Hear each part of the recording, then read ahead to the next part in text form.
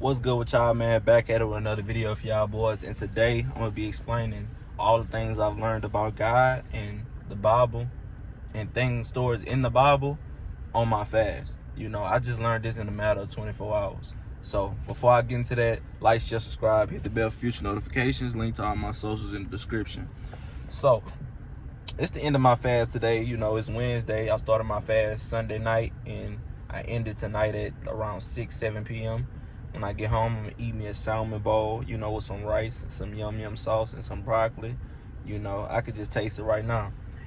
Talking about food right now doesn't really irk me. It doesn't really tempt me, because I know it's the last day. When it's the last day, it's this clockwork. You know what I'm saying? I told y'all this before. But first thing, I'm about to just go down the whole list of things that I learned about God, in the stories, what they mean. So I learned that God was a Jew. You know what I'm saying?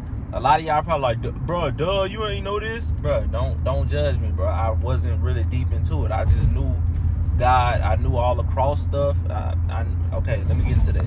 So I knew God. I found out God was a Jew. You know what I'm saying? I knew he was the son. The son of Mary, but I didn't know Joseph was his dad as well. Joseph was about to leave Mary. Joseph was about to leave Mary because he was wondering, how did this baby get here? But God put that baby in her stomach. God is the reason why he came down here. Jesus is God's lamb. You know what I'm saying? Jesus is God's lamb, which means his sacrifice, his child that he put on earth here to basically, to sacrifice himself for all of our sins. That's why you gotta respect Jesus, bro. You gotta love and everything. Jesus. Bow down to Jesus, bro. No man. Jesus is the only man you should bow down to. No other man. Straight like that. But like I was saying, I found out Jesus was a Jew, and basically, as some of y'all know, how he was crucified, he was going around the town healing people. He was going around Jerusalem, wherever, and he was healing people. He made a blind man see. He had helped a blind man see again, and he helped a man that couldn't walk again. By the touch and look in the eyes, bro.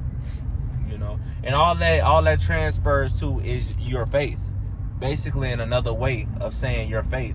Some people are blind to Jesus. Some people just don't want to walk to faith. Some people don't want to walk to faith. You get what I'm saying? But God is going to heal all of that. You get what I'm saying? God heals your walk in life. God heals your sight in life.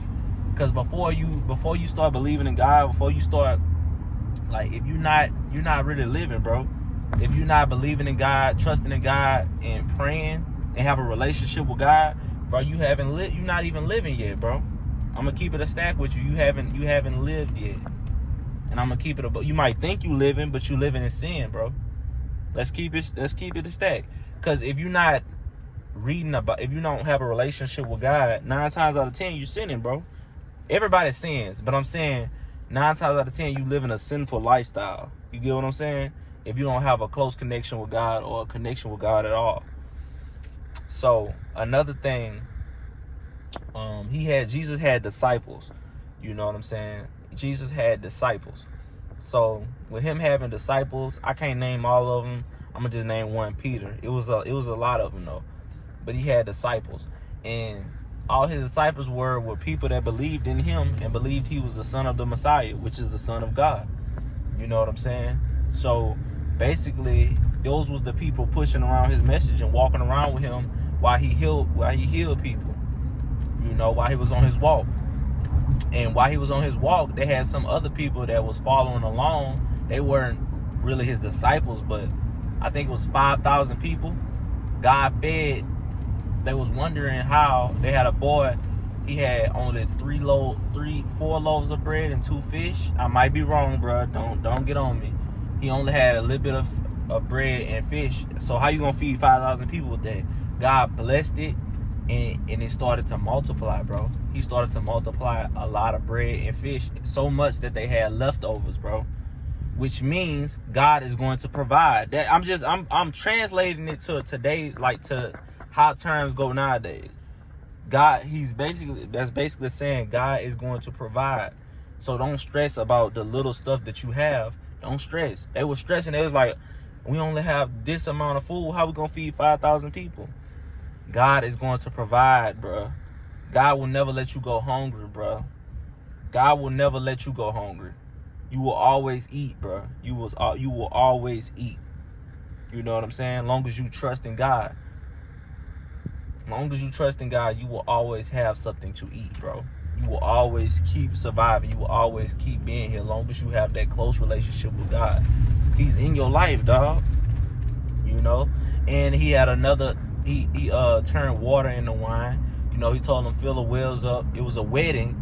He was invited, him and his disciples were invited to a wedding, and he turned water into wine. So basically he said fill the wells up with water. Well, fill the tube, whatever it was, with water. And basically he turned it into wine. He blessed it and he turned it into wine, bro. Some fine wine. You get what I'm saying? And they fed and they drunk. Everybody at the wedding drunk it. So that proves that God transforms people. God can transform anybody, no matter what part of your life you in. He accepts all, bro. It's never too late to come to Christ. Always remember that. And he also proves that he approves of weddings. You know, he approves of weddings because he did that at a wedding. You know what I'm saying? He approved. So, bro, all these stories, I got more. What it was? Peter was in the water, and Peter didn't believe. They was in a rocking boat. The boat was rocking back and forth. Looked like they was about to drown. They was in deep waters. Jesus walked on water. We all heard of that story. Jesus walked on water, and Peter got out the boat and was like, if you are the God, if you are the Son of God, then you know I should be able to walk on water. So Peter started to walk on water. Then he began to get scared. He lost faith, and he fell in the water. And Jesus swooped in and saved him. Do I gotta explain what that means? You know, you're gonna be on your journey of faith, and you might fall down, but God is gonna reach back up and save you again, bro. That's who he is. I gotta make a U-turn right quick. That is who he is, bro. You feel me? So don't ever lose faith, bro. God is always gonna be there for you, regardless of what's going on, bro. Regardless. But that's pretty much all the stories I got. I got more, but I can't really get into it right now. I can't think of it. I'm wasting time thinking about it. So these are all the things I learned about Christ while I was on my fast. This is the last day of my fast, bro. You know, you should try a 3-day fast and just focus on nothing but God, bro. Get in your word, read Bible stories, learn more about the Bible. Just get in your word, bro. And God will reward you openly. But don't do it just for the reward. Do it to get closer to God and learn more about God. But that's all I got for y'all boys, man. Like, share, subscribe, hit the bell, future notifications. I'm out.